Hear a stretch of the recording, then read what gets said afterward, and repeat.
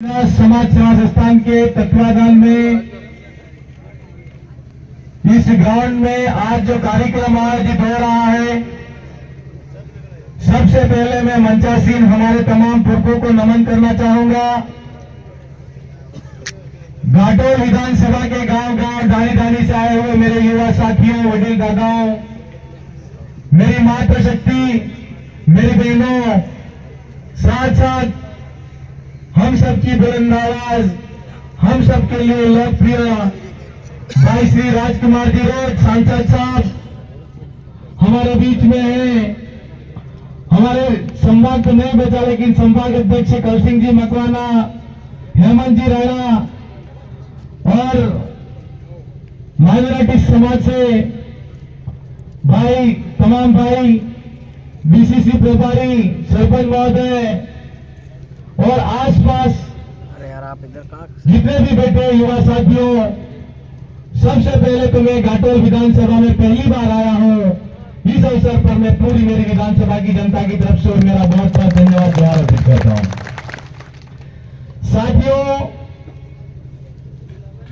आपने लंबे समय से वक्ताओं को झेला होगा और सांसद साहब का इंतजार करते करते भी काफी समय हो गया। मुझे भाइयों ने पहले ही अवगत कराया था कि आपको इस कार्यक्रम के अंदर आना है, लेकिन मैं आज जिले की पूरे की साधारण सभा थी, उस साधारण सभा के अंदर मौजूद था और वहां जो साधारण सभा हुई वो खत्म होने के बाद में आपके बीच में आया। साथियों, सबसे पहले तो हमको यह जानने की जरूरत है कि इस देश के अंदर क्या चल रहा है। आज हम घाटोल विधानसभा की भी बात नहीं करें, इस दक्षिणी राजस्थान हो चाहे पूर्वी राजस्थान हो, उस पूरे राजस्थान प्रदेश के अंदर एसटी, एससी, ओबीसी की क्या स्थिति है। हम आज पूरे भारत देश के अंदर देखते हैं तो विगत 10-15 वर्ष के अंदर सरकार चाहे केंद्र की हो चाहे राज्य की हो, जितनी भी सरकारें बनी है, उन तमाम सरकारों ने विकास के नाम पर विकास तो किया होगा, बड़े बड़े उद्योगपतियों को जमीन अधिग्रहित करके दी होगी, लेकिन हम लोगों को सोचना और समझने की जरूरत है कि वो जमीन है किसकी। आज सरकार कहती है, 10 साल पहले वो लोग कहा करते थे make in India. Make in India का मतलब होता है इस देश को सुदृढ़ बनाना, मजबूत बनाना। और आज की तारीख में तमाम युवा साथियों को सरकार कहती है कि प्रधानमंत्री रोजगार योजना के माध्यम से हम युवाओं को लोन देना चाहते हैं। और सरकार ने फिर से एक नया नारा दिया, स्टार्टअप इंडिया।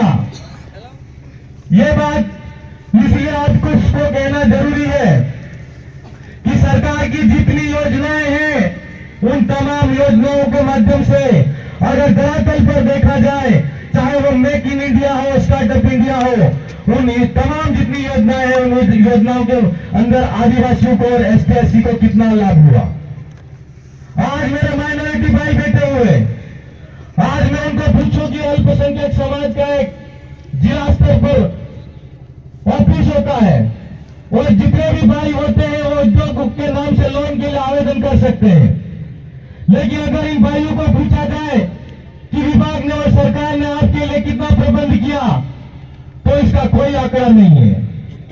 मेरे भाइयों, आजादी के 78 साल हुए और इन 78 साल के अंदर भी आज जहां पर हम देखते हैं हमारी स्थिति है वही नहीं है। आज हम इस अवसर पर गोविंदगढ़ महाराज महाबालेश्वर दयाल को भी याद करना चाहेंगे। उन्होंने जितनी भी इस समाज के अंदर जन जागृति के माध्यम से हमारे समाज को जागरूक करने का काम किया। मालजी महाराज हो, उन्होंने भी समाज को अंदर जन जागृति के माध्यम से हमारे समाज को जागरूक करने का काम किया। आज जिस समाज ने, हमारे समाज के अंदर जिन परिवारों ने, जिन लोगों ने नशे को छोड़ा है और दूर हुआ है और सही रास्ते पर चला है, आज वो परिवार तरक्की पर है। ये लड़ाई मैं हमेशा कहा करता हूं, ये लड़ाई हमारे विधायक बनने की या हमारे सांसद बनने की लड़ाई नहीं है मेरे भाई। हम सब लोगों को आज हमारे पुरखों की लड़ाई को फिर से जीवित करना होगा। क्योंकि कोई सरकारें बनेगी तो सरकारें कभी भी हमारा अच्छा नहीं कर सकती। आज हम देखते हैं शिक्षा का कितना स्तर हमारे इस क्षेत्र के अंदर सुधरा है, तो हम देखते हैं कि शिक्षा का क्षेत्र में बिल्कुल इस क्षेत्र का शून्य स्तर है। ऐसा क्यों हो रहा है? आज हम देखते हैं कि प्रत्येक ब्लॉक के अंदर इंग्लिश मीडियम के माध्यम से सरकारों ने स्कूल को पूर्व सरकार ने शुरू किया था और हमारे बच्चे उसके अंदर पढ़ते थे, लेकिन पूरे राजस्थान भर में अभी सरकार ने पूरी स्कूल की व्यवस्था को एकदम डरा कर दिया और उस स्कूलों को बंद कर दिया। हम कहना चाहते हैं आपसे, आपके माध्यम से पूछना भी चाहते हैं कि सरकार एक तरफ कहती है कि make in India, startup India के नाम से हमारे युवाओं को और हमारे लोगों को जोड़ना चाहती है, दूसरी तरफ धर्म के नाम पर हम लोगों को बांटना चाहती है, तीसरी तरफ सरकार को देखो आप क्या आदिवासियों की जमीन को हड़प कर गैर आदिवासियों को दे रही है और बड़े बड़े उद्योगपतियों को उद्योगों के नाम से अधिकृत कर रही है। ये चीजों को सोचने की जरूरत है हम सबको। और ये बात इसलिए कहना जरूरी है कि हम अगर दूर का उदाहरण नहीं ले, मैं विधानसभा के अंदर भी बोला और विधानसभा के अंदर भी मैंने मेरी आवाज को मजबूत तरीके से रखा। मैं आप सबसे कहना चाहूंगा कि केला मेला के अंदर सोने की खदान के नाम से सरकार ऑस्ट्रेलिया की गैर कंपनी, वो भी विदेश की कंपनी, यहाँ की जमीन को लेना चाहती है। क्या यह न्याय इस क्षेत्र के साथ में है? क्या न्याय है? नहीं है। हमको अभी तक यह पता नहीं है कि हमको लड़ना किससे है, लेकिन आज हम छोटी मोटी धार्मिक भावनाओं के माध्यम से धर्म की लड़ाई के अंदर एक दूसरे का साथ छोड़ देते हैं, एक दूसरे के विरोधी हो जाते हैं। पार्टी बड़ी बात नहीं है, पार्टी आती जाती रहेगी, सरकारें बनती रहेगी, लेकिन हमारी जो लड़ाई है इस समाज को आत्मनिर्भर बनाना, अपने पैरों पर खड़ा करना, अच्छी शिक्षा देना, अच्छा स्वास्थ्य देना और किस तरह रोजगार के माध्यम से हमारे समाज के युवाओं को जोड़ना और आगे इस देश की मुख्य धारा के अंदर आदिवासी समाज का युवा किस तरीके से जुड़े, उसकी लड़ाई है मेरे भाई। आप सब तमाम साथियों को ऐसा लगता होगा कि ये मेरे बनकर भी ऐसी बात करते हैं। मैं ऐसी बात इसलिए कह रहा हूं कि आज अभी अशोक भाई कह रहे थे कि मैं साइन तो करता हूं लेकिन मोर नहीं है। मैं अशोक भाई से कहना चाहता हूं कि सांसद साहब यहाँ पर मौजूद है, हमारी आवाज एक दूसरे को साथ देने की लड़ाई है, एक दूसरे को साथ में खड़े होने की लड़ाई है। आप सब लोगों को समझना पड़ेगा यह हमारे संवैधानिक हक अधिकार की भी लड़ाई है। और हाल फिलहाल के अंदर आपने देखा होगा कि बांसवाड़ा के अंदर हम लोगों ने आरक्षण की मांग के लिए रैली करी और कुछ लोगों ने 6 तारीख को डूंगरपुर के अंदर रैली करी। ऐसा क्यों कर रहे हैं वो लोग? एक दोनों तरफ आदिवासी समुदाय को पहले संतुलन में खड़ा करके लड़ाई करवाना चाहते हैं, लेकिन हम लोगों को समझना है कि सही क्या है और गलत क्या है।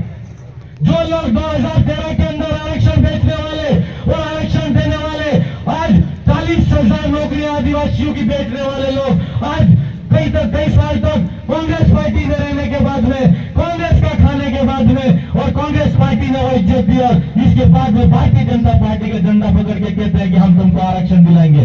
किस हिसाब से दिलाएंगे पूछना पड़ेगा कि नहीं पूछना पड़ेगा? हम सब लोगों को इस लड़ाई के अंदर एक साथ में मिलजुल कर लड़ना है और यह भी देखना है मेरे भाई कि सही कौन है और गलत कौन है। और हमेशा एक बात सांसद साहब भी कहते रहते हैं और इस मौके पर मैं आपसे भी कहना चाहूंगा कि आदिवासी की नजर, आदिवासी समाज भले बोला बाला है लेकिन आदिवासी की नजर बहुत तेज है। जहां पर कोई नहीं देख सकता वहां तक आदिवासी की नजर जाती है। तभी दिखाऊंगा क्या अपना बाप दादा पहाड़ी वाला खेतर में भी अगर ओवर निकलता था वेटा गणित डायरेक्ट हम निकल जाता कि आओ आज कहीं पर निकले हम ई समाज आपरो समाज है। लेकिन इन पार्टियों ने हमारे को गंदा कर दिया, हमारे समाज को एकदम गलत दिशा में भटकाने का काम किया है। अब सही रास्ते पर आने की जरूरत है और मेरे युवा साथियों को खास कर कहने की जरूरत है कि यहाँ पर अपना 16 तारीख को एक प्रतापगढ़ के अंदर रैली है। आप सबको उसके अंदर आरक्षण की रैली के अंदर भाग लेना है और अपनी आवाज को बुलंद तरीके से राजस्थान की सरकार और दिल्ली की सरकार को हिला देना है। युवा साथियों, काफी लंबा समय हो गया है।